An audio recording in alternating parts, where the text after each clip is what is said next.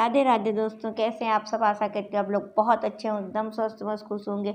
और आप सभी का हमारे छोटे से चैनल में दिल से स्वागत है।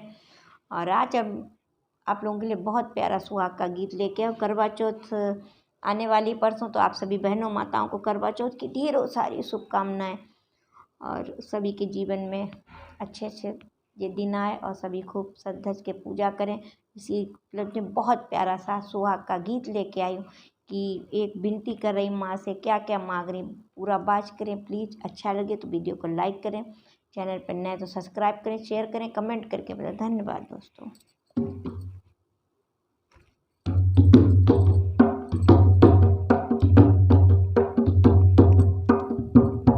माँ ऐसा दो वरदान मुझे, मेरे माथे सुहागे की लाली रहे।